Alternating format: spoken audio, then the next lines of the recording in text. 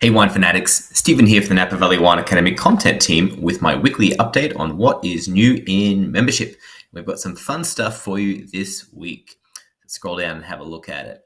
So first up, we have a recording from a masterclass that we held at Napa HQ, and it's all about the unfortified wines of the Jerez region. So obviously that's really known mainly for its sherry, but it's not just about sherry. They do other stuff as well. And so we had three visitors to the school, three producers from the region who came to talk about their wines and what's going on in the region. So it's something you don't normally hear about, so I think it's really interesting. It goes for a good hour and a half or so, and you should definitely check it out.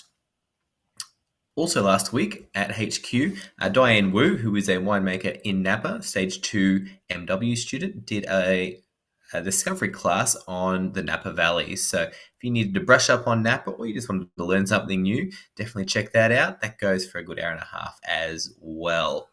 Otherwise, we were on our theme of the Languedoc, which we did last week, and we're continuing that with some new maps this week. So this is my favorite one. It's of all the different regions in the Languedoc. What I find interesting here is the Languedoc stretches all the way down to where we normally recognise the Roussillon to be. It definitely goes to show that depending on the practices of the grape grower, they can choose, the grapes they're using, what they're doing, they can choose which region, and a lot of these times that they put on their bottle. So obviously they have restrictions here and there, but it's interesting nonetheless. I think it's a lovely map. You've got, there is a fair bit of flat area, obviously, in the Languedoc. They do produce a lot of wine, biggest region in France, but they do have that beautiful hillside stuff as well once you go a little further inland. On top of that, we have our weekly mixology article. This is on the Corpus Reviver number 2. So it's a little more famous than the Corpus Reviver number 1. It's probably a little bit of a better cocktail as well.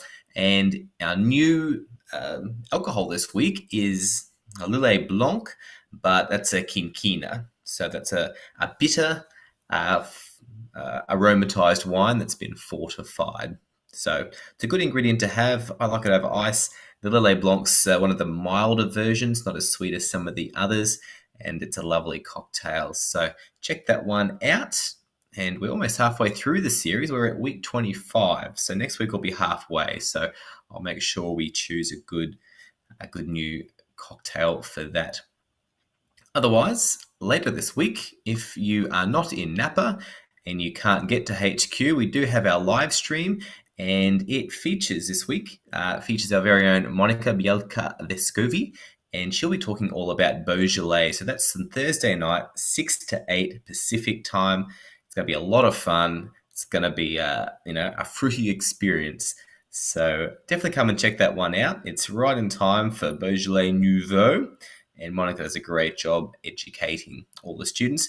And you can just log in live. You've got the comments down the side if you want to ask any questions. So we want to make it as interactive as possible. If you are not yet a member, definitely check out the membership page right here. You can find it on our website. Learn all about what is involved, what's in it, and you should certainly sign up so you get to do all the cool stuff that I talk about. Otherwise, have a fantastic week. Drink a Corpus Reviver number 2 or a delicious glass of wine. And I'll be back next week. Cheers.